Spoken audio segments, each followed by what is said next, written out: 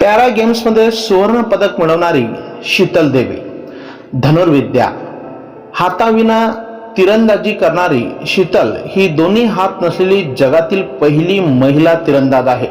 2023 मध्ये झालेल्या आशियाई पॅरा गेम्समध्ये तिने 2 सुवर्ण पदके मिळवली. 17 वर्षाची शीतल खांदे व तोंडाच्या मदतीने बाण सोडते.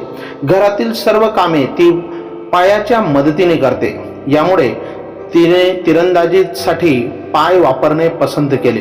ती जम्मू काश्मीरमधील किश्तवाडच्या लोईधर गावची रहिवासी आहे. ती फोकोमोलिया नावाच्या दुर्मिळ वैद्यकीय स्थितीसह जन्माला आली, त्यामुळे तिचे हात विकसित झाले नाहीत. 2021 मध्ये तिला कृत्रिम हात बसवण्याचा प्रयत्न करण्यात आला, पण तो यशस्वी झाला नाही. अशा या महान तिरंदाज शीतल देवीला, तिच्या कार्याला मी सलाम करतो आणि या ठिकाणी थांबतो. धन्यवाद.